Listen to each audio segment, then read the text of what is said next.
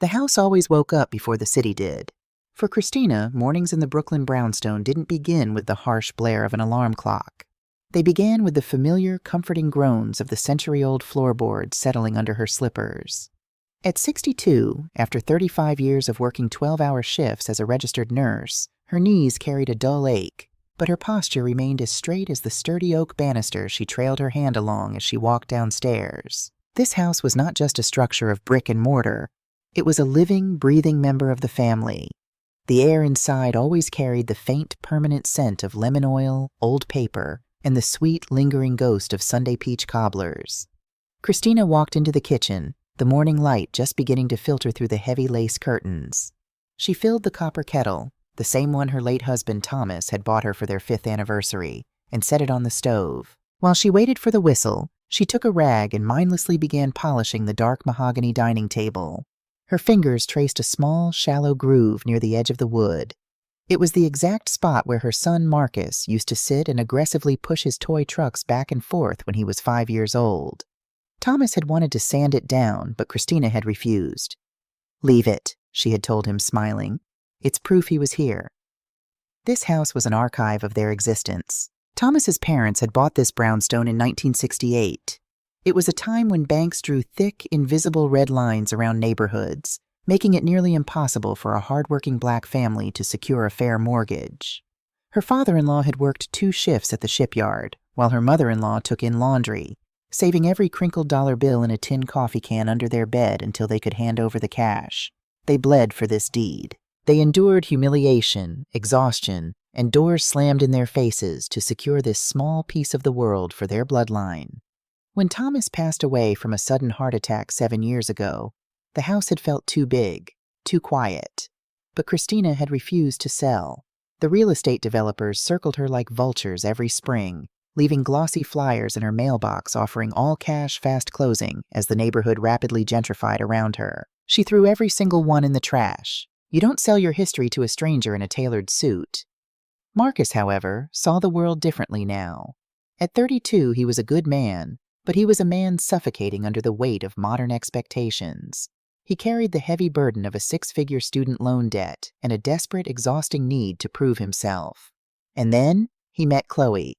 Chloe was a real estate broker specializing in luxury commercial properties. She was sharp, stunning, and relentlessly ambitious.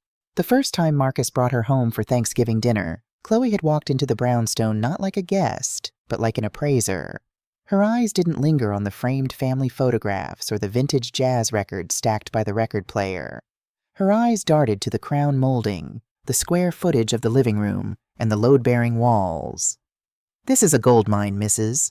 Taylor," Chloe had said, sipping her wine, her manicured nails tapping against the antique crystal glass.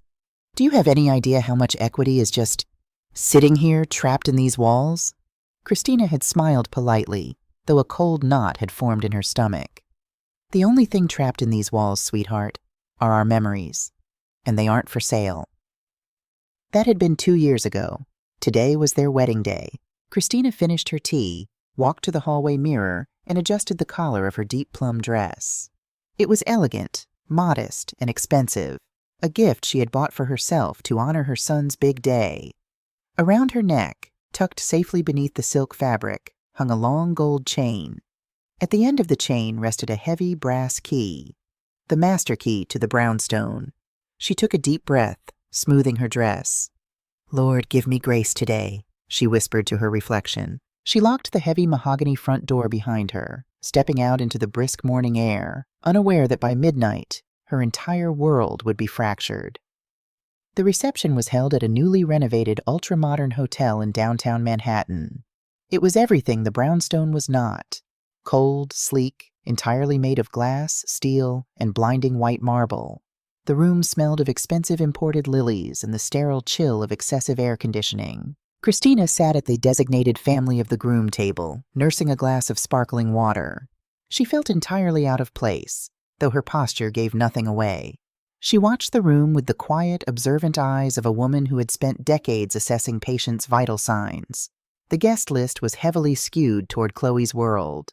There were developers, venture capitalists, and corporate lawyers, all mingling with tight, transactional smiles. Marcus looked handsome in his custom tuxedo, but he also looked exhausted.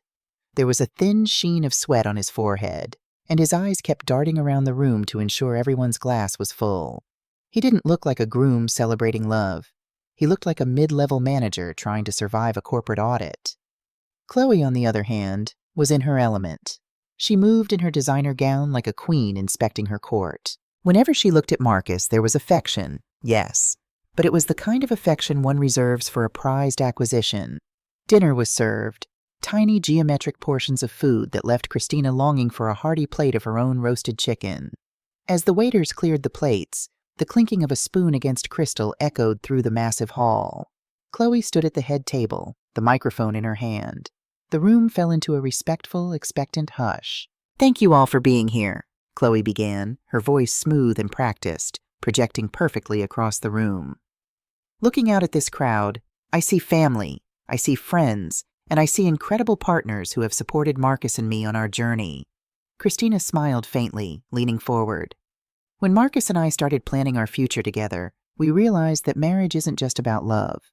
It's about building a foundation. It's about being smart, strategic, and looking forward, not backward," Chloe continued, her eyes scanning the crowd. She paused dramatically, locking eyes with a group of older men in tailored suits sitting near the front, her investors. "We want to build generational wealth for the family we are going to start, and that means making bold decisions. So I am thrilled to announce tonight, surrounded by the people who matter most, the first major project for the newly minted Mr. and Mrs. Taylor."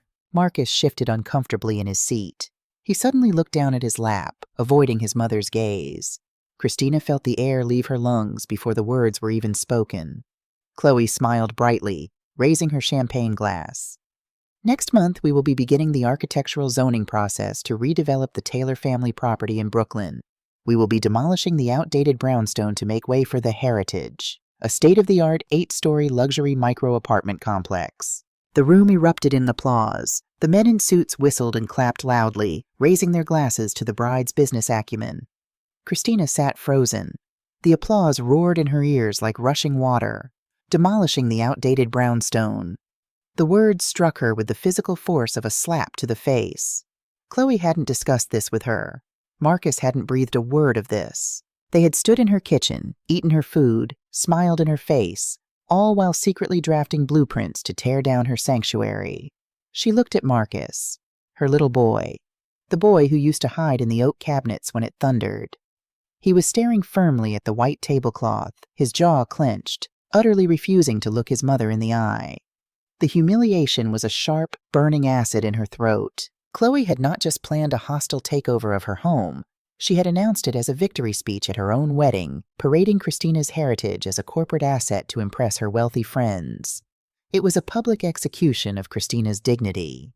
The applause died down as the band began to softly play a jazz standard. Christina didn't scream. She didn't cry.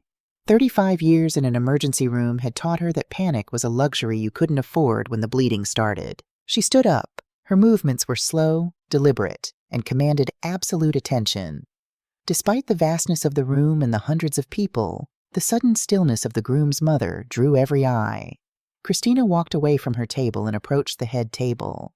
Her footsteps made no sound on the thick carpet, but her presence carried the weight of a storm front moving in. Chloe lowered the microphone, her confident smile faltering slightly as Christina approached.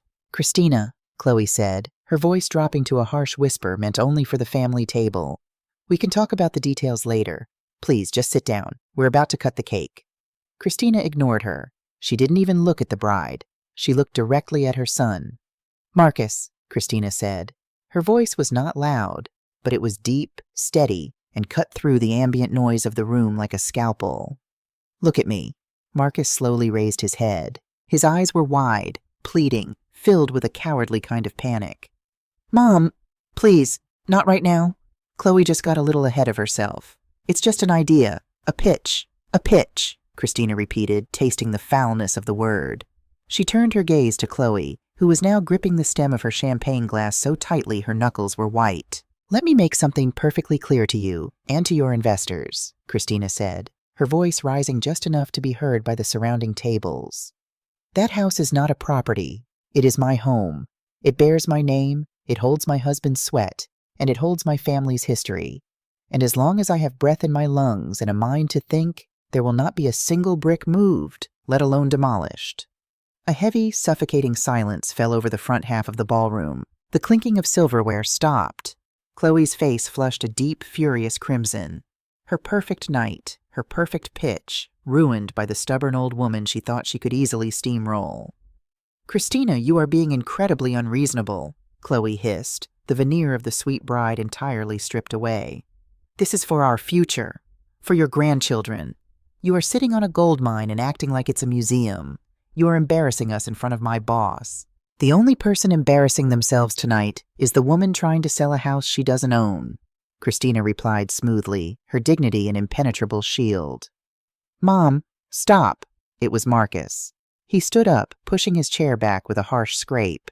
He walked over to his mother, grabbing her gently but firmly by the elbow, trying to steer her away from the table. "Marcus, take your hands off me," Christina said softly, a warning in her tone. "Mom, you need to stop," Marcus whispered desperately, his voice cracking under the pressure. "You're ruining her night. You're ruining my night. We are drowning in debt, Mom. Do you know how much this wedding cost?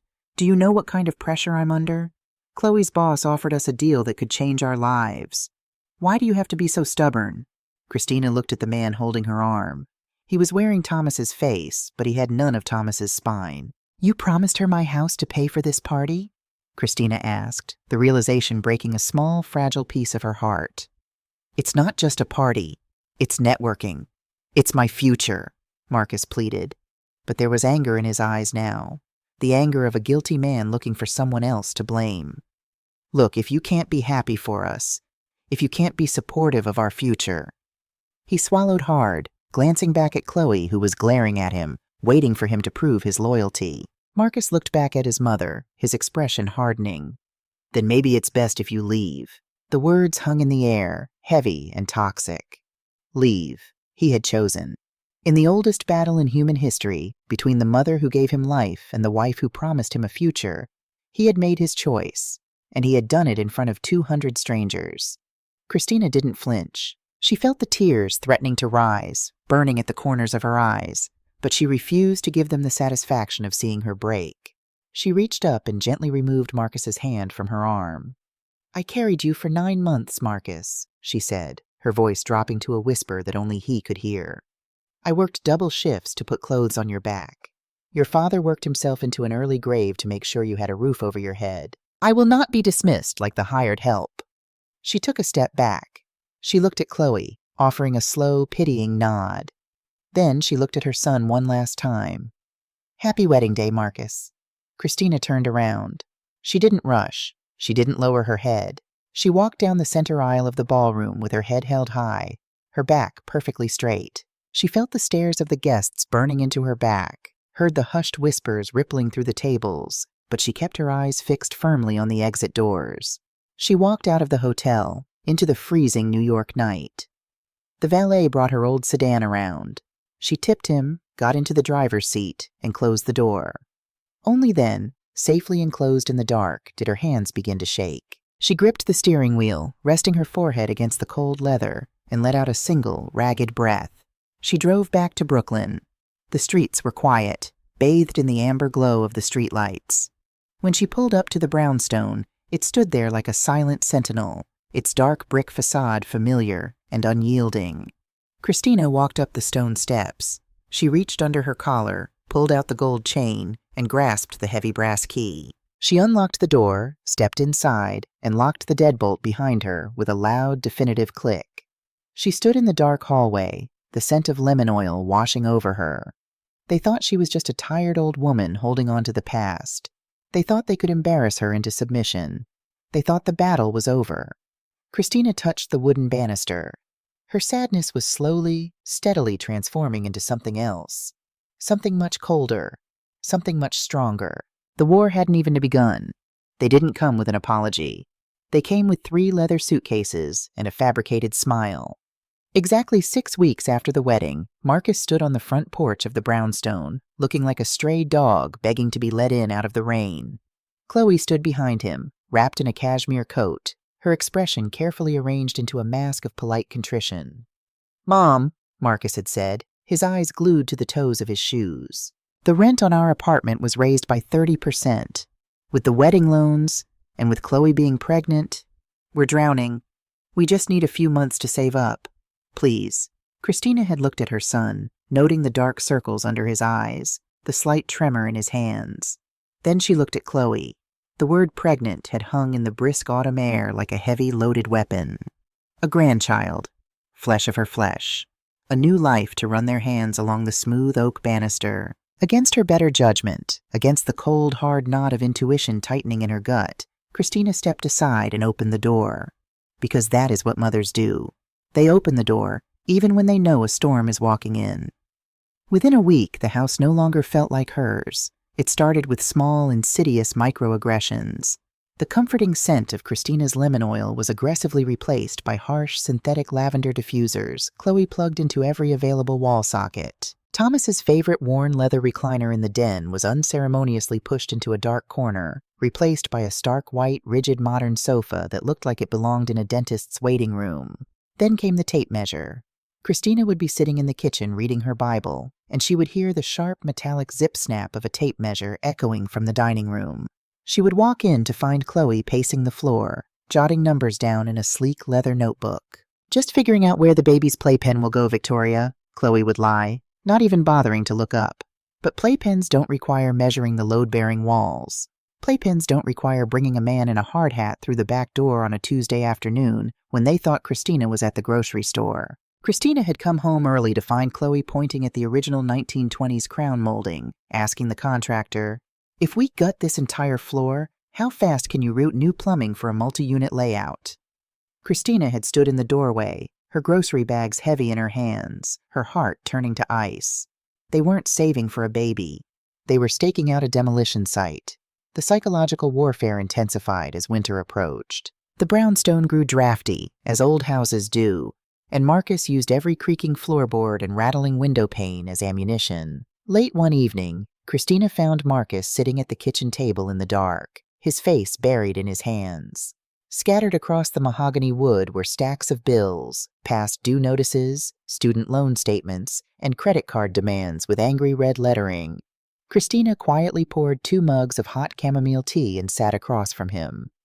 "Marcus," she said softly. He looked up, his eyes bloodshot and brimming with tears. It was a look that instantly transported Christina back 25 years, to a little boy who had crashed his bicycle and broken his arm. Her instinct to protect him was a physical ache in her chest. "I'm failing, Mom," his voice broke. "I'm a failure. I work 60 hours a week, and I can't even afford to take my pregnant wife out to dinner. The baby is coming in 6 months. How am I going to pay for diapers? How am I going to pay for a pediatrician?" He reached across the table, grabbing Christina's hands. His grip was desperate. "Mom, please. You don't need all this space. Chloe's firm did an appraisal. If we sell this house to her developers, we walk away with $3 million. You could have a beautiful, modern condo in Manhattan with a doorman and no stairs. I could pay off my loans. I could start a college fund for your grandchild." He choked on a sob. "Don't you want your grandson to have a good life? Or do you love this old wood and brick more than you love me?" The manipulation was masterfully cruel. He was weaponizing his own misery and using an unborn child as a hostage to guilt-trip her into surrendering her heritage.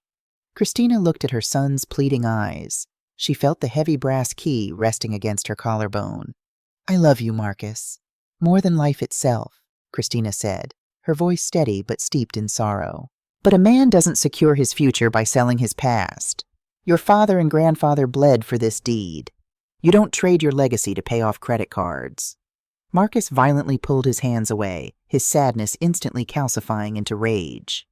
"Legacy? You can't eat legacy, Mom.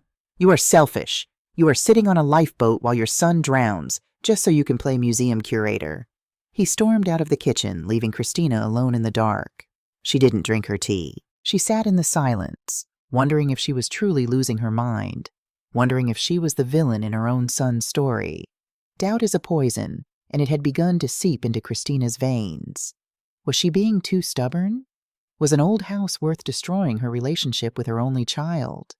2 days later, the universe provided her answer. It was a Thursday morning, Marcus was at work, and Chloe had rushed out to a client viewing, leaving her bedroom door ajar. Christina was gathering the laundry, a chore Chloe conveniently always forgot to do. As Christina picked up a silk blouse from the floor near Chloe's designer handbag, the bag tipped over, spilling its contents onto the plush rug. Lipstick, keys, a wallet, and a small pink foil blister pack. Christina froze. 35 years as a nurse made her intimately familiar with pharmaceuticals. She knelt down and picked up the pack. It wasn't prenatal vitamins. It was a high-dose, active oral contraceptive. Christina's heart began to hammer a heavy, sickening rhythm against her ribs. She looked closely at the foil. Monday, Tuesday, Wednesday. All the pills for the current week had been popped out and taken. She looked at the prescription label printed on the back. It had been refilled just 3 weeks ago. She isn't pregnant. There was no baby. There was no grandchild needing a college fund. There was no desperate need for nursery space. It was a phantom, a calculated sociopathic lie engineered specifically to bypass Christina's defenses and manipulate Marcus's desperation. A wave of nausea washed over Christina. She carefully placed the pills exactly where she found them, her hands shaking with a terrifying, icy clarity.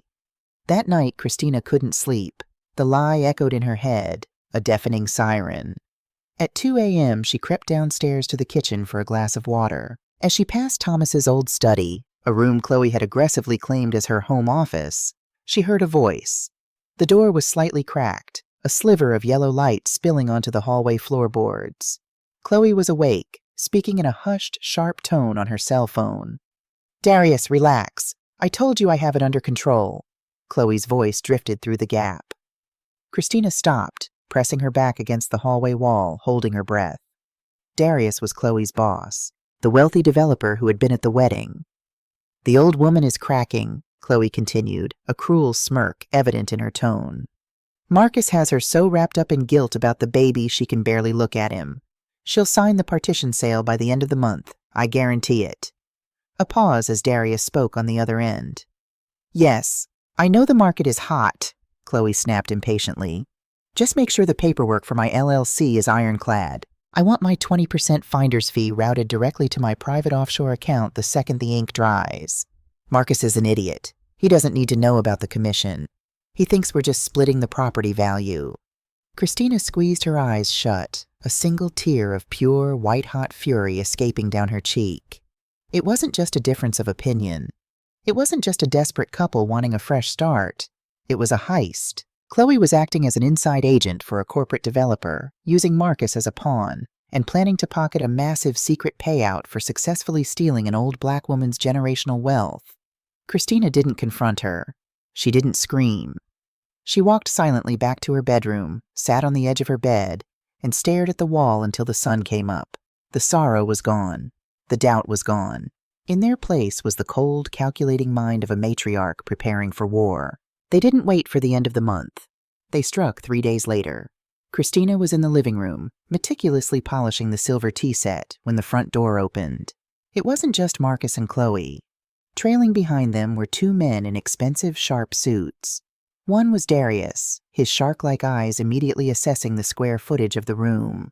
The other was a man carrying a thick leather briefcase, a lawyer. "What is the meaning of this?" Christina asked, setting the silver teapot down. She stood up, crossing her arms, her posture radiating absolute authority. "Mom, sit down," Marcus said. He looked pale, his eyes darting everywhere except his mother's face. "I will stand in my own home," Christina replied sharply. "Who are these men, Marcus?" Chloe stepped forward, dropping the facade of the sweet daughter-in-law completely. Her eyes were hard, calculating, victorious. "This is Mr. Vance, an estate attorney," Chloe said smoothly. "And you know Darius. We are here to finalize the transition of the property." "There is no transition," Christina said, her voice dropping to a dangerous whisper. "I have life tenancy. My name is on the deed. Get out of my house." Mr. Vance stepped forward, opening his briefcase and pulling out a stack of dense legal documents. "Mrs. Taylor, while it is true you hold a life estate, your son Marcus holds the remainder interest. Under New York law, a remainder man can force a partition sale if it can be proven that the life tenant is mismanaging the asset, causing its value to deteriorate, or—" He paused, adjusting his glasses. is no longer mentally competent to manage a multi-million-dollar estate. Christina let out a harsh, bitter laugh. Mentally incompetent? I ran an emergency room triage for 30 years. My mind is sharper than anyone's in this room. Is it? Chloe asked, her voice dripping with fake concern. She pulled a piece of paper from her designer bag. Because Marcus and I have documented your recent behavior, the paranoia, the hostility, the delusions that people are trying to steal from you. We have a preliminary consultation from a geriatric psychiatrist who agrees that your sudden aggression and refusal to maintain this massive property are early signs of senile decline. It was a blatant, manufactured lie, a legal threat designed to terrify her into submission. They were threatening to drag her through a humiliating public court battle, to strip her of her dignity and her rights, all to force a settlement. You would need Marcus to file that suit, Christina said, looking past the lawyer, past Chloe, directly at her son. You would need my own flesh and blood to stand before a judge and call his mother crazy. Silence fell over the room. The ticking of the grandfather clock in the hallway sounded like a hammer striking an anvil. Marcus, Christina said, her voice cracking for the first time. Tell them to leave. Marcus finally looked up. His face was a portrait of a broken man, a man entirely consumed by his own weakness. His hands were trembling as he reached into his jacket pocket. He pulled out a single notarized document and placed it on the coffee table. I can't, Mom, Marcus whispered, his voice devoid of life. I can't fight the dead anymore. I can't lose Chloe. I can't fail my child. Christina looked down at the paper. It was a durable power of attorney. Marcus had signed over complete legal control of his estate rights, his finances, and his legal voice to Chloe. He had effectively handed the knife to his wife and stepped back, washing his hands of the blood. Chloe now had the legal authority to act as the co-owner and file the lawsuit against Christina. I signed it this morning, Marcus choked out, tears finally spilling down his face. Chloe is handling it from here. I'm sorry, Mom. I'm so sorry. But we need the money. You leave us no choice. Christina looked at the signature on the paper. The ink was still fresh. The betrayal was absolute. The son she had carried, the son Thomas had loved, had sold her out to a corporate grifter for the illusion of an easier life. Chloe stepped forward, tapping a pen against the partition sale agreement on the table. You can fight us in court, Victoria. We will freeze your assets, drag you through psychological evaluations, and bleed you dry with legal fees until the state rips this house from your hands anyway. Chloe smiled, a cold reptilian curving of her lips. Or you can sign right now, take $1 million, move to Florida, and we can all pretend we're still a happy family. Christina stood completely still. She was entirely surrounded. The law, her son, and the enemy were all aligned against her in her own living room. The air in the brownstone felt heavy, as if the house itself was holding its breath, waiting to see if its guardian would finally break. Christina looked at the pen. She looked at Chloe's triumphant face. She looked at Marcus, who was weeping silently into his hands. The old woman is cracking, Chloe had said. Christina closed her eyes, taking a long, slow breath. When she opened them, the sorrow was gone. Her eyes were dark, fathomless, and terrifyingly calm. Give me the pen, Christina whispered. Chloe's smile widened into a victorious grin. She handed the heavy gold pen to Christina, exchanging a quick, greedy look with Darius. But Christina didn't look at the contract. She held the pen in her hand, feeling its weight. She was backed into a corner, yes, but they had forgotten one crucial detail. When you back a matriarch into a corner, she doesn't surrender. She brings the whole house down on top of you. Christina held the heavy, gold-plated pen. The metal was cold against her skin. Across the coffee table, Chloe's eyes were practically glowing with a predatory hunger. Darius stood perfectly still, a smug, satisfied smirk playing at the corners of his mouth. Marcus was still weeping quietly into his hands, unable to witness the final execution of his mother's legacy. They expected her to scream. They expected her to throw the pen, to beg, to dissolve into the hysterical, unhinged old woman they had just threatened to label her in court. Instead, Christina looked at the pen, then gently, deliberately, set it down on top of the contract. I have been a nurse for 35 years, Chloe, Christina said, her voice dropping to a low, soothing cadence that commanded the room. I have read thousands of medical charts. I do not sign 50 pages of legal text without putting on my reading glasses, and I certainly do not sign away my home under the threat of an ambush. Chloe's smile vanished. Victoria, if you are trying to stall, I am not stalling. I am surrendering, Christina interrupted smoothly, her face a mask of absolute, hollow defeat. She let her shoulders slump, physically diminishing herself in the chair. It was a masterful performance. She allowed the exhaustion of the past few months to fully show on her face, making herself look every bit of her 62 years. You win, Christina whispered, looking away, her eyes fixing on the faded rug.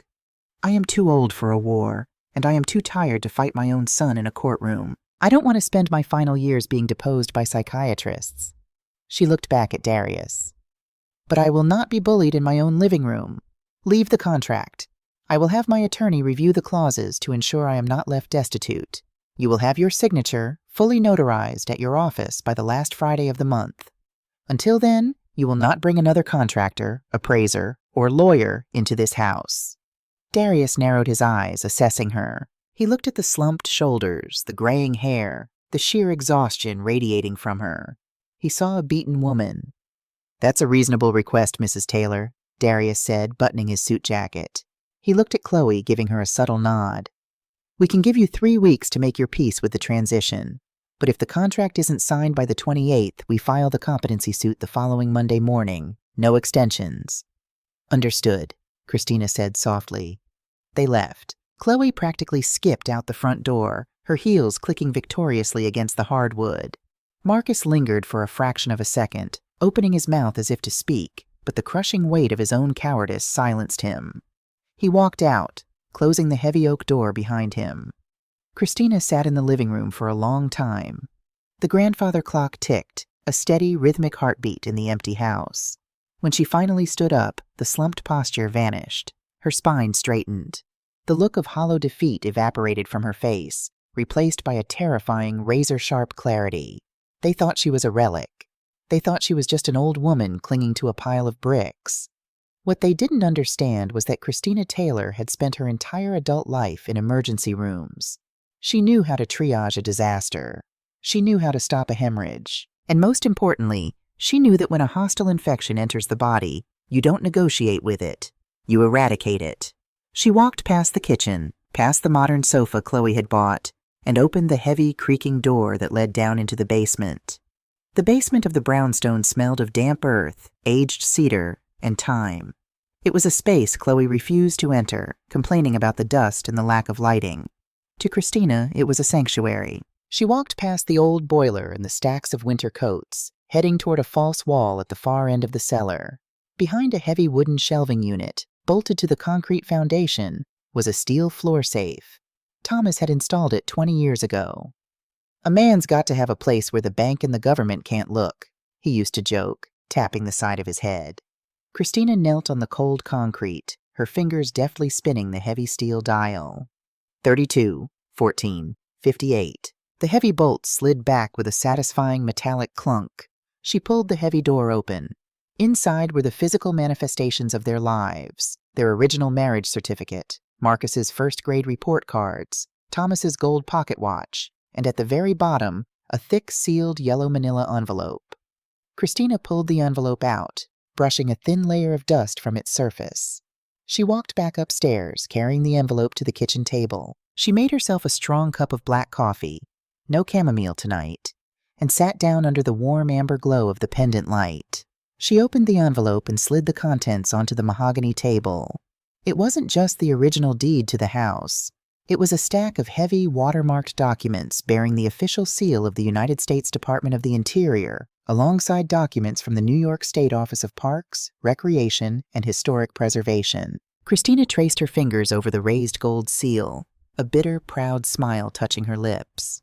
10 years ago, before Thomas's heart began to fail him, he had spent months quietly visiting the municipal archives. He had uncovered the deep, buried history of their brownstone. During the 1960s, before his parents had scraped together the money to buy it, the basement of this very house had served as a secret printing press for a prominent black civil rights newspaper. It had been a safe house for activists organizing the March on Washington. Thomas had painstakingly compiled the historical evidence, submitted the architectural surveys, and fought the bureaucratic red tape for 2 years. 9 months before he died, the approval had come through. The Taylor brownstone was officially listed on the National Register of Historic Places, designated as a Level 1 protected cultural landmark. "Why aren't we putting a brass plaque on the front door?" Christina had asked him the day the papers arrived, thrilled by the news. Thomas had smiled, sliding the papers into the yellow envelope. "Because pride makes you a target, Chrissy. The developers are already circling this neighborhood. If they know we're a landmark, they'll find legal loopholes, try to rezone us or wait us out. We keep this quiet. It's our shield. If anyone ever tries to force you out and tear this place down, you let them step right into the trap." Under state and federal law, a Level 1 protected landmark could not be demolished. It could not be gutted. It could not be structurally altered to build a luxury micro-apartment complex. Furthermore, if a real estate developer purchased the property with the intent to demolish it, and the seller knowingly allowed the transaction without disclosing the landmark status, the contract would be voided. But more importantly, if the developer attempted to secure demolition permits on a protected historical site, they would be hit with catastrophic federal fines, immediate freezing of their corporate assets, and potential criminal fraud charges for attempting to destroy protected national heritage. Chloe and Darius hadn't done their due diligence. In their arrogance, they had only looked at the tax maps and the square footage. They looked at an old black woman and saw an easy mark, never bothering to research the history of the ground they were standing on. They thought they had cornered her. They didn't realize they had just walked into a federal minefield, and Christina held the detonator. The next morning, Christina dressed meticulously. She wore a tailored navy blue suit, her pearls, and a wide-brimmed hat. She looked like a woman going to church, not a woman going to war. She took a taxi to a modest brick building in Harlem, stepping into the law offices of Sterling and Hayes. Elias Sterling was a 70-year-old attorney with a mind like a steel trap and a voice like rolling thunder. He had been a close friend of Thomas's, a man who built his career defending families in the neighborhood against predatory lending and aggressive gentrification. When Christina walked into his office, Elias stood up, offering a warm but concerned smile. "Christina, I heard about the wedding, and I've heard rumors about what Marcus's new wife does for a living," Elias said gently, gesturing for her to sit in the plush leather chair opposite his desk. "Tell me you haven't signed anything." "I haven't," Christina said, placing her leather handbag on her lap. She unclasped it and pulled out the thick yellow envelope, sliding it across the heavy mahogany desk. "But they brought a lawyer to my house yesterday. Marcus signed a durable power of attorney, surrendering his remainder man rights to Chloe. They are threatening to file a suit declaring me mentally incompetent to force a partition sale." Elias's jaw tightened. He picked up his reading glasses, his eyes darkening with professional fury. "That is a filthy tactic. It's psychological terrorism. We can fight it, Christina. I can get 3 independent psychiatrists to testify to your competence by Friday. We will bury them in counter motions." "No," Christina said calmly. "If we fight them in family court, it drags on for years. It drains my savings. It gives them time to pivot, to find another angle. I don't want to fight them, Elias. I want to ruin them." Elias paused, looking over the rims of his glasses at the dignified woman sitting across from him. He opened the yellow envelope and began to read. As his eyes scanned the Department of the Interior seals, the historical designation certificates, and the strict federal covenants attached to the deed, a slow, predatory smile spread across the old lawyer's face. "My God," Elias whispered. "Thomas actually got the Level 1 designation approved. He never told me." "He was saving it for a rainy day," Christina said smoothly. "And it is currently pouring. Christina, if Darius's firm signs a purchase agreement with the intent to demolish, and they transfer the funds..." Elias did the math in his head, chuckling darkly. "The moment they file for a demolition permit, the Historic Preservation Office will flag it. The state will immediately freeze the transaction. The capital Darius locks into the escrow will be trapped indefinitely, while the federal government investigates his firm for attempting to destroy a cultural landmark. It will bankrupt his current projects." "And what about Chloe?" Christina asked, her voice devoid of pity. "Chloe is a licensed broker," Elias said, leaning forward. "If she is facilitating a sale while actively hiding a material fact about the property, or worse, if she is taking a secret kickback from Darius to force the sale, she will lose her real estate license permanently. She will be barred from the industry." "She is taking a kickback," Christina confirmed. 20% routed to an offshore LLC. I heard her on the phone." Elias shook his head in disbelief. "Arrogance. It makes them sloppy." He folded his hands on the desk. "So what is the exact play, Christina? If you sign their contract, you're complicit in the non-disclosure." "I am not signing their contract," Christina said. "I am going to change the chessboard entirely." She leaned forward, her eyes locking onto Elias's. "I want to establish an irrevocable private trust. Today. I want to transfer my life estate, my ownership, and every single brick of that brownstone into the trust. I want the trust's mandate to be the perpetual preservation of the property as a historical landmark. And I want you to be the executor." Elias stopped smiling. He looked at her with profound gravity. "Christina, listen to me carefully," Elias said, his voice lowering. "If you put the house into an irrevocable trust, you are legally giving away the asset. You will be allowed to live there until you die, but you cannot change your mind later. Furthermore, the moment the trust is executed, Marcus's remainder man rights are entirely wiped out because the property is locked into a historical preservation mandate. He will inherit nothing but the memories. You will be permanently disinheriting your only son." The office was dead silent. The faint sound of traffic from the Harlem streets below seemed miles away. Christina thought of Marcus. She thought of the little boy who used to help her bake peach cobblers. She thought of the young man who had promised to always take care of her when Thomas passed away. And then she thought of the man who had stood in her living room, watching her be threatened with a psychiatric ward, and handed the knife to his wife because it was easier than standing up for his mother. "I'm sorry, Mom, but we need the money." A mother's love is unconditional, but a mother's respect must be earned. Marcus had sold his respect for a phantom payout. "My son died the day he signed that power of attorney," Christina said, her voice steady, though a single tear betrayed the iron facade, sliding down her cheek. She didn't wipe it away. She let it fall. "The man living in my house is a stranger, and strangers do not inherit my family's legacy." Elias nodded slowly, his eyes filled with a deep, mournful respect. He opened his desk drawer and pulled out a fresh legal pad. "Let's draft the trust," Elias said. The next 2 weeks were a masterclass in psychological endurance. Chloe moved through the brownstone like a conqueror who had already won the war. She brought in interior designers to look at the space, speaking loudly in the hallways about knocking out the central beam and putting in floor-to-ceiling glass. She ordered expensive takeout every night, charging it to credit cards, confident that $1 million payday was just days away. Marcus, on the other hand, lived like a ghost. He avoided eye contact with Christina.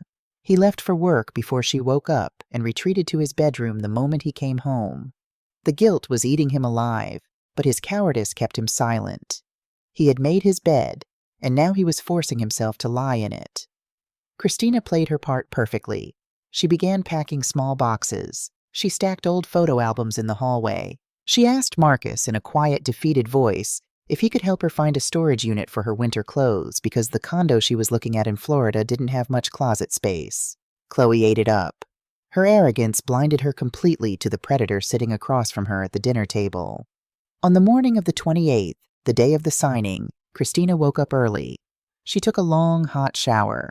She put on her best black dress, the one she wore to funerals. She fastened the heavy gold chain around her neck, letting the brass key rest cool and heavy against her chest.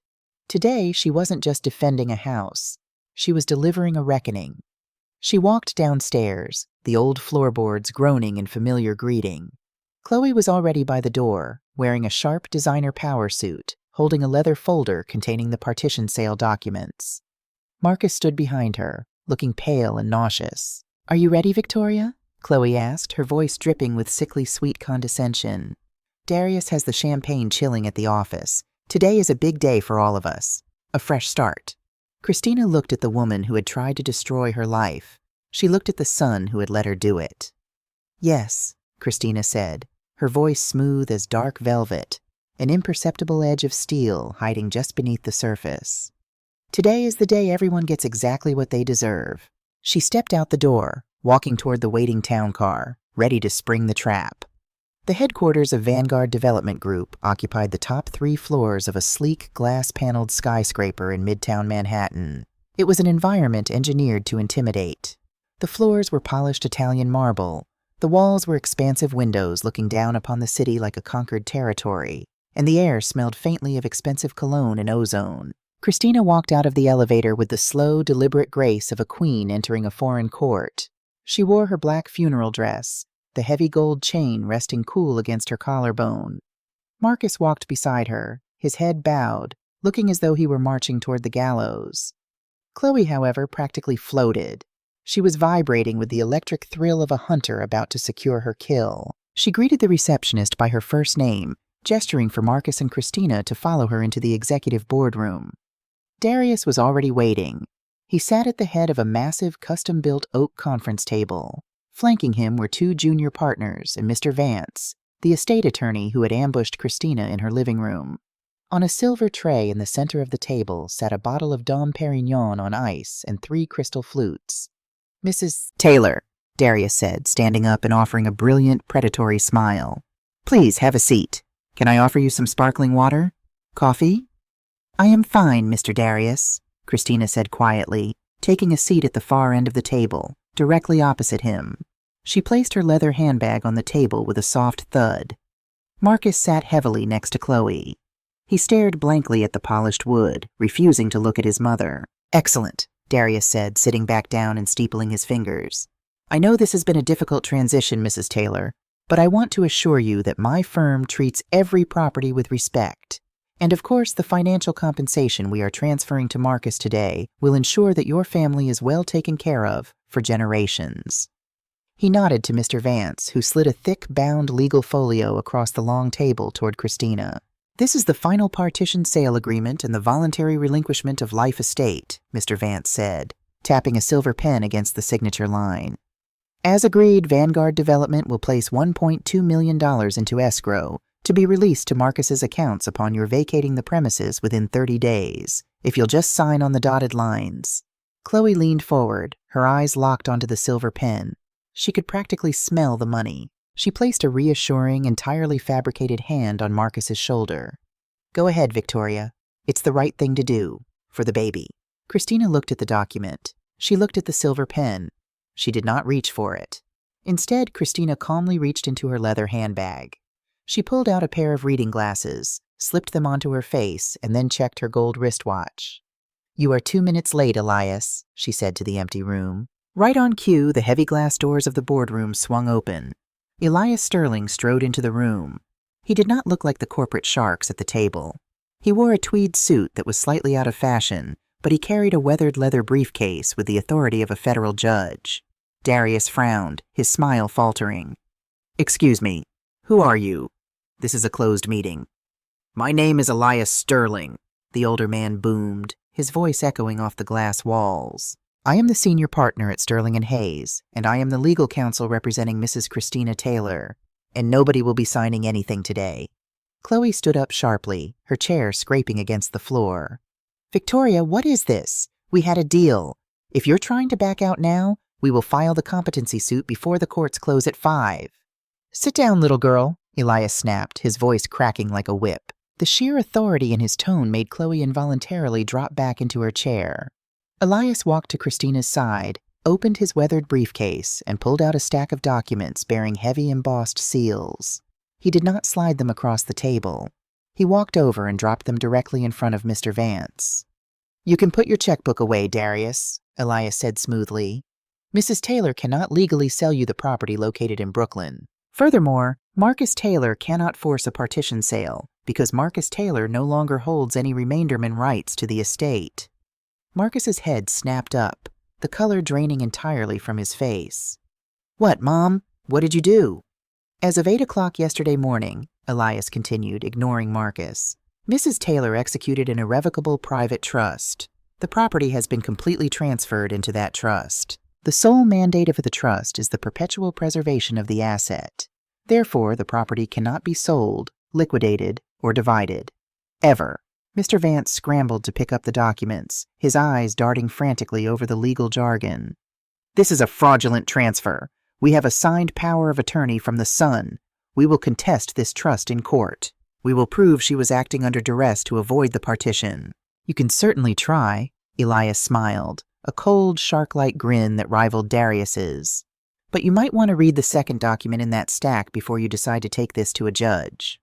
Mr. Vance flipped the page. His eyes widened. He stopped breathing for a fraction of a second. Slowly, the blood left the attorney's face, leaving him looking like a corpse. "What is it, Vance?" Darius barked, sensing the sudden shift in the room's atmosphere. "What does it say?" "Darius," Vance swallowed hard, pushing the paper toward his boss with trembling fingers. "The property. It has a Level 1 National Register designation. It's a federally protected cultural landmark." Dead silence fell over the boardroom, the kind of silence that precedes a catastrophic explosion. Darius stared at the seal of the Department of the Interior. His mind, trained to calculate risk and reward in fractions of a second, instantly processed the magnitude of the disaster he had just avoided by mere inches. "A protected landmark," Darius whispered, the reality setting in. "Yes," Elias said cheerfully. "Established and approved almost a decade ago. Which means, Darius, if you had successfully coerced my client into signing that sale agreement today, and you had transferred $1.2 million of your investor's capital into escrow with the documented intent to demolish the site, the state would have frozen the escrow." Darius finished the sentence, his voice hollow. "Exactly," Elias nodded. "The Historic Preservation Office would have locked your funds indefinitely. The federal government would have hit Vanguard Development with a cease and desist. You would be looking at millions in federal fines for attempting to destroy protected national heritage, and the SEC would likely open an investigation into your firm for corporate fraud." Darius closed his eyes. The veins in his temples were throbbing. If he had signed this contract, his company would have been financially paralyzed by Monday morning. His investors would have gutted him. "You hid this!" Chloe shrieked, pointing a trembling, manicured finger at Christina. "You set us up! You knew we wanted to build, and you purposely hid the zoning status to trap us."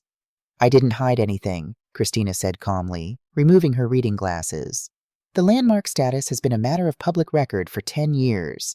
It is not my fault that a senior luxury broker was too lazy to do a basic title search on the property she was trying to steal." Chloe's face twisted into an ugly mask of sheer panic.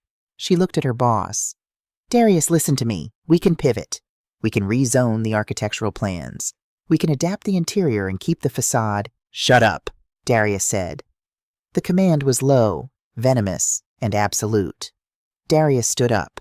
The charming, sophisticated developer was gone. In his place was a ruthless corporate cannibal who had just realized his subordinate had almost led him into a slaughterhouse. "You brought me this deal, Chloe," Darius said, walking slowly toward her side of the table. "You sat in my office and promised me a clean, unencumbered demolition site. You told me the old woman was senile and the son was desperate." "They are," Chloe stammered, stepping back. "She's just being vindictive. You almost cost my firm $20 million in frozen capital," Darius roared, slamming his fist onto the oak table so hard the crystal champagne flutes rattled. "You didn't run a standard municipal background check? You didn't pull the federal archives?" I trusted Marcus," Chloe lied instinctively, throwing her husband to the wolves without a second thought. "He told me the house was clear." Marcus looked at her, utterly horrified. "Chloe, I never said that. I didn't even know—" "And let's talk about your other lie, Chloe." Christina's voice cut through the shouting.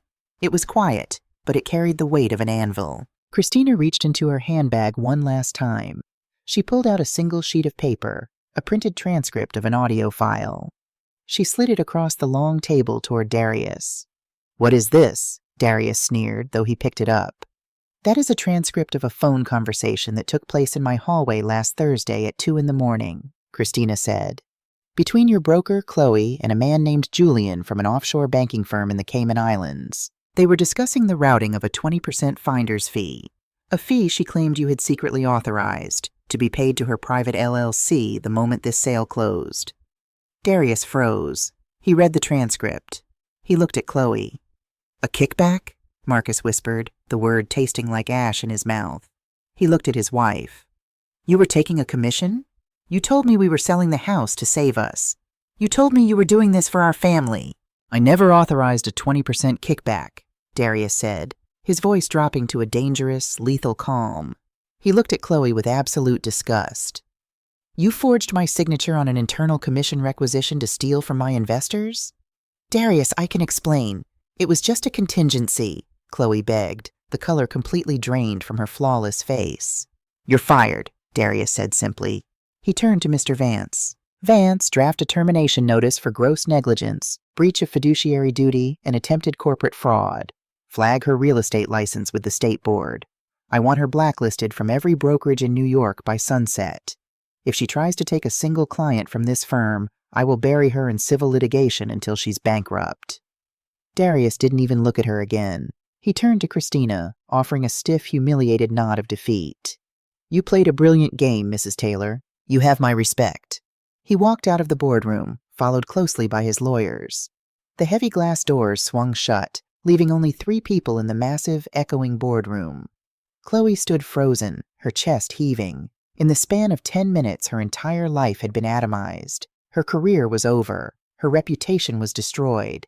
She was facing massive legal debt. Marcus slowly stood up. He looked like a man who had survived a car crash, stumbling through the wreckage of his life. "Chloe," Marcus said, his voice trembling, broken. "Why? Why did you do this? We just needed a little money to get by, to prepare for the baby. Why did you have to be so greedy?" The word baby seemed to snap something inside Chloe's brain. The panic vanished, replaced by a vicious, cornered rage. The mask of the loving wife didn't just slip. It shattered into jagged pieces. She turned to Marcus, her eyes filled with an unfiltered, toxic contempt. "The baby?" Chloe laughed. It was a harsh, scraping sound. "Are you really that stupid, Marcus? Or are you just pathetic?" Marcus stepped back, confused. "What are you talking about?" Christina didn't say a word.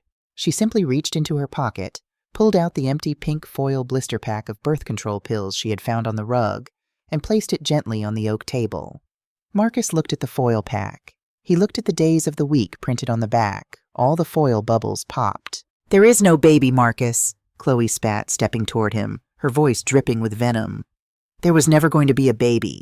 Do you honestly think I was going to ruin my body and tie myself down to a man who is $150,000 in debt?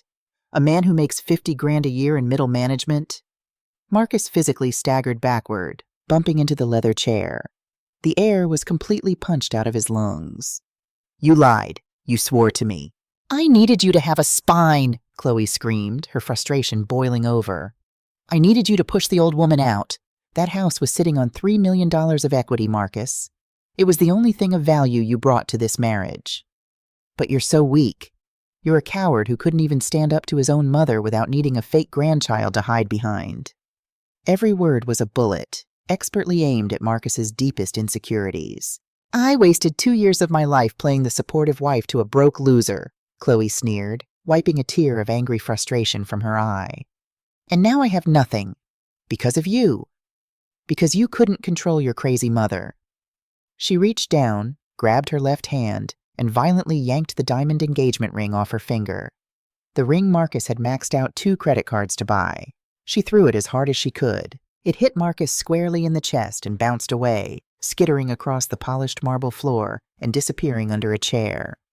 "We're done," Chloe said coldly. She grabbed her designer bag, shot one last venomous glare at Christina, and stormed out of the boardroom, her heels clicking sharply against the floor until the sound faded into the distance. Silence returned to the glass tower. Marcus stood alone at the edge of the table. He was trembling violently. He had betrayed his heritage. He had handed his legacy to a thief. He had looked his mother in the eye and chosen a woman who had just admitted she viewed him as nothing more than a real estate transaction. He had lost his wife, his unborn child, his home, and his soul in a single afternoon. He slowly turned his head to look at his mother. Christina had not moved from her chair. She sat perfectly straight, her hands folded neatly in her lap. She looked at the broken, weeping man standing before her. There was no hatred in her eyes. There was no triumphant glee. There was only a profound, devastating pity. "Mom," Marcus choked out, a pathetic, desperate plea for a lifeline. He took a step toward her. "Mom, please. I'm sorry. I didn't know." Christina stood up. She picked up her leather handbag. "You knew exactly what you were doing, Marcus," Christina said softly, her voice echoing in the vast, empty room. "You just didn't care who it destroyed, as long as it wasn't you." She adjusted her coat, turning her back on him. "Goodbye, Marcus." Christina walked out of the boardroom, leaving her son standing alone in the cold glass tower, completely surrounded by the wreckage he had built with his own hands. She walked to the elevator, pressed the button for the ground floor, and touched the heavy brass key resting over her heart. The war was over, and the brownstone had survived. Spring arrived in Brooklyn with a quiet, persistent grace. The bitter frost melted away, making room for the fragile green shoots of the oak trees lining the avenue. The neighborhood continued to change around the brownstone. Down the street, an old bakery was gutted and replaced by a sleek, minimalist coffee shop. Scaffolding climbed the sides of neighboring buildings like metal ivy. But the Taylor brownstone remained untouched, an anchor in a shifting sea. On a crisp Tuesday morning in April, a small white delivery van pulled up to the curb. Out stepped Elias Sterling, holding a heavy, flat package wrapped in brown paper, followed by a young man carrying a tool belt. Christina met them on the front steps. She wore a simple beige cardigan and a soft smile, a genuine smile, the kind that reached her eyes, one that hadn't graced her face in nearly a year. "Good morning, Christina," Elias said, his booming voice full of warmth. He carefully unwrapped the paper, revealing a heavy, solid bronze plaque. It gleamed in the morning sun, the raised lettering pristine and authoritative. The young worker measured the brickwork near the heavy oak front door, drilled 4 precise holes, and secured the plaque to the facade of the house. Christina stepped back, reading the words engraved in the metal. "This property has been placed on the National Register of Historic Places by the United States Department of the Interior, a sanctuary of civil rights and African American heritage." She reached out, tracing the cold, hard lettering with her fingertips. She closed her eyes, and for a fleeting moment, she could almost smell Thomas's aftershave, could almost hear his deep, rumbling laugh. "Pride makes you a target, Chrissy," he had said. "You were right, my love," Christina whispered to the wind. "But today, pride is our armor." Elias stood beside her, his hands clasped behind his back. "It looks exactly where it belongs." "It does," Christina agreed. She turned to the old lawyer. "Come inside, Elias. The coffee is fresh, and I baked a pecan pie this morning." They sat in the kitchen, the morning light streaming through the lace curtains, illuminating the gentle groove in the mahogany table. It was peaceful. The toxic, suffocating energy that had plagued the house for months had been entirely, completely cleansed. "I heard some news through the grapevine," Elias said casually, taking a sip of his black coffee. "I thought you might want to know just to close the chapter." Christina looked up from her teacup, her expression neutral. "About Chloe?" Elias nodded. "The State Board of Real Estate concluded their investigation last week. They revoked her broker's license permanently for attempted financial fraud and failure to disclose material facts. Darius made good on his threat. He blacklisted her across the city. She can't even get a job showing studio apartments in the Bronx." Christina felt no joy in the news, only a quiet acknowledgement of the universe's mechanics. Karma was rarely a lightning strike. It was usually a slow, inevitable landslide caused by one's own reckless digging. "She filed for Chapter 7 bankruptcy 2 days ago," Elias continued. "With the legal fees from Darius's civil suit and the crushing credit card debt she accumulated trying to maintain her luxury lifestyle, she lost everything. I'm told she moved back into her sister's cramped apartment in New Jersey. She's currently working as a shift supervisor at a retail clothing store." The woman who had looked at Christina's home and seen only a pile of cash, the woman who had used a phantom child to manipulate a family's love, was now standing behind a cash register, ringing up discounted sweaters. She had wanted a kingdom, and her greed had left her with ashes. "And Marcus?" Christina asked. Her voice was steady, but her heart gave a familiar, painful thud. Elias softened his gaze, shaking his head slowly. "I don't know, Christina. When the divorce was finalized, he didn't contest anything. He took his half of the marital debt and disappeared. He hasn't reached out to my office." Christina looked down at her hands. "He will. When he has nowhere else to run, he will stop running." Elias reached across the table, patting her hand gently. "You did the right thing, Christina. You saved his life, even if he doesn't know it yet. A man can't learn how to stand if someone is always holding him up." The summer passed in a blur of quiet routine, bleeding into a cold, unforgiving November. It was a Tuesday evening. The rain was coming down in thick, freezing sheets, rattling the old window panes of the brownstone. Christina was sitting in the den, Thomas's old leather recliner having been rightfully restored to its place, reading a novel with a knitted blanket over her lap. At exactly 8 o'clock, the doorbell rang. It was a hesitant, brief sound. Not the aggressive, entitled ringing of a salesman, but the quiet chime of someone who wasn't sure they had the right to be standing on the porch. Christina marked her page, set her book down, and walked to the hallway. She looked through the peephole. Her breath caught in her throat. She unbolted the door and pulled it open. The wind howled, blowing a fine mist of rain into the entryway. Standing on the welcome mat was Marcus.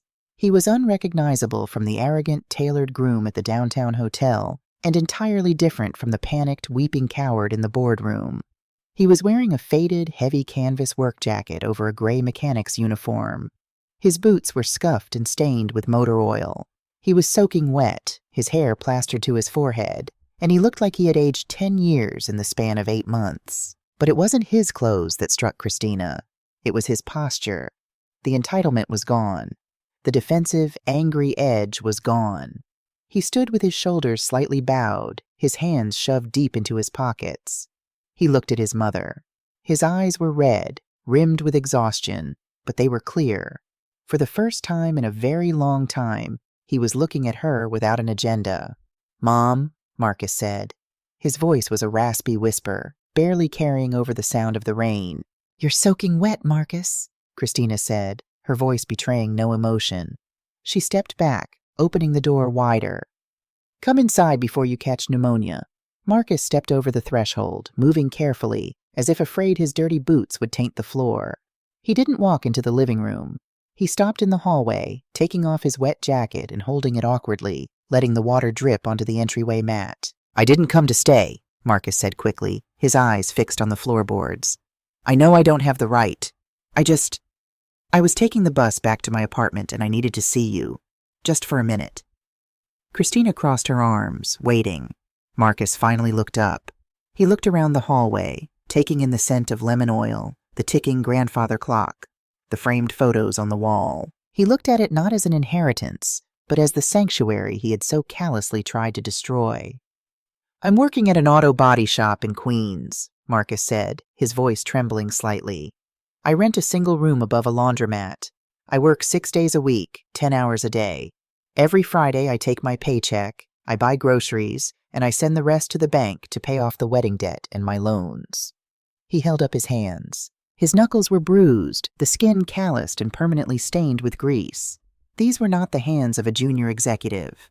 They were the hands of a man learning the brutal, honest cost of $1. "It's hard, Mom," Marcus choked out, a single tear cutting a clean line down his grease-smudged cheek. "It's so hard. But for the first time in my life, I'm not lying to myself. I'm not trying to be something I'm not to impress people who don't care about me." Christina felt the sting of tears in her own eyes, but she held her ground. "Why are you telling me this, Marcus?"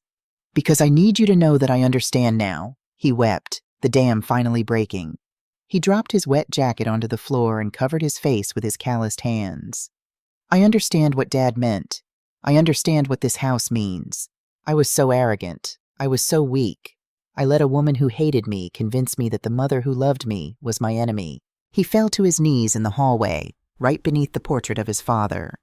"I threw away my family for a lie," Marcus sobbed, his voice echoing in the quiet house. "I'm so sorry, Mom. I am so sorry. You were right to lock me out. I didn't deserve this house. I didn't deserve you." Christina looked down at her son, her boy. He was broken, stripped of his pride, completely ruined by the world. And it was exactly what he needed to be, because a bone that heals wrong must be rebroken to set it straight. The vanity had been burned away, leaving only the truth. Christina walked toward him. She knelt down on the hard wooden floor, the fabric of her dress pooling around her. She reached out, placing her warm, steady hands over his trembling ones, gently pulling them away from his face. "Look at me," she whispered.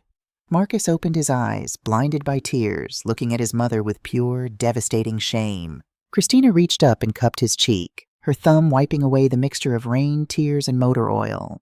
"I forgive you, Marcus," Christina said, her voice breaking, the motherly love finally pouring out of her in a rush. "I forgive you." Marcus let out a ragged, agonizing breath and collapsed into her arms. He buried his face in her shoulder, crying with the loud, unrestrained grief of a lost child who had finally found his way back home. Christina held him tightly, resting her chin on his head, rocking him slowly on the hallway floor as the rain battered the windows outside. She let him cry until there were no tears left. Later, they sat in the kitchen. Christina made him a hot bowl of chicken stew and a mug of strong black tea. Marcus ate as if he hadn't seen a home-cooked meal in a year, which Christina realized with a pang of sadness was probably true. They talked for hours. They didn't talk about Chloe. They didn't talk about Vanguard development. They talked about his therapy. They talked about the cars he was fixing. They talked about Thomas, remembering the good days, the hard days, the real days. As the clock struck midnight, Marcus stood up. He carried his empty bowl to the sink and washed it. "I have to catch the last bus back to Queens," he said softly, putting his still damp jacket back on. "I have the early shift tomorrow." Christina walked him to the front door. The rain had stopped, leaving the night air brutally cold and clear. Marcus turned to her on the porch. He looked at the heavy gold chain around her neck. He could see the outline of the brass key resting beneath her sweater. He didn't look at it with greed. He looked at it with profound respect.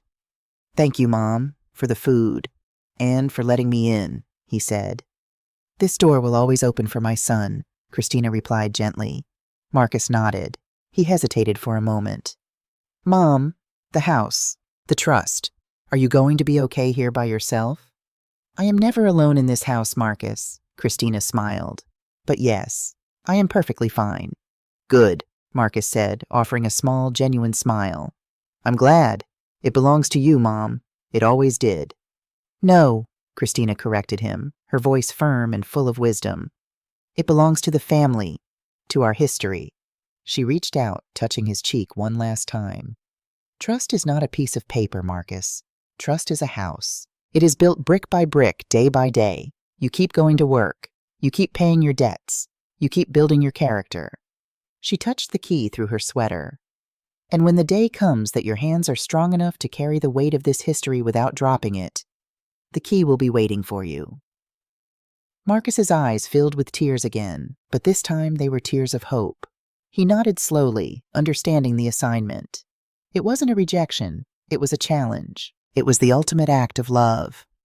"I love you, Mom," he whispered. "I love you too, my son. Now go get some sleep. You have to work tomorrow." Christina watched him walk down the stone steps and turn down the quiet Brooklyn street. His head was held a little higher. His steps were a little firmer. He was a man walking the long, hard road to redemption, but for the first time he was walking in the right direction. Christina stepped back inside and closed the heavy oak door. She locked the deadbolt, the sound echoing satisfyingly in the silent house. She walked to the hallway mirror, looking at her reflection. She was older, yes. There were new lines around her eyes. But she stood tall, an unbroken guardian of the Taylor legacy. She turned off the lights, leaving the brownstone to its peaceful, historic silence, and walked upstairs to rest. As I tell you this story, sitting in the very same living room where I almost lost everything, I want you to look around your own life. Society tells women, especially older women, that our only value is in our sacrifice. They tell us that to be a good mother, we must give until we are empty. We must shrink ourselves so others can grow. We must hand over the keys to our peace the moment our children demand them. But I learned the hardest lesson a mother can learn. Sometimes the most profound act of love is saying no. If I had signed that paper, I wouldn't have saved my son. I would have only funded his delusion. I would have handed my family's legacy to a woman who viewed us as a transaction, and I would have taught my son that his cowardice would always be rewarded. Instead, I let him fall. I let the world break his vanity. It tore my heart to pieces to watch him suffer, but in that suffering, he found his spine. He found his dignity. He found himself. Today, my son visits me every Sunday. He brings groceries. He fixes the leaky faucets. He doesn't ask for money, and he doesn't ask for the house. He is earning his respect, brick by brick. And someday, when I go to join my husband, this house will pass to him. Not as an ATM to be drained, but as a temple to be protected. So I ask you, wherever you are listening from, what are you clinging to out of guilt? Who are you letting disrespect you because you are afraid of losing them? Remember this: you cannot buy love, and you cannot negotiate with greed. Your history, your peace, and your dignity are not for sale. Protect your keys, my friends. Protect your land. But above all, protect yourself. My name is Christina. I am 63 years old, and this is the story of how I brought my house down just to teach my son how to build it back up. Thank you for listening. If my story gave you strength today, share it with a woman who needs to hear it. Stand firm, know your worth, and I will see you in the next story.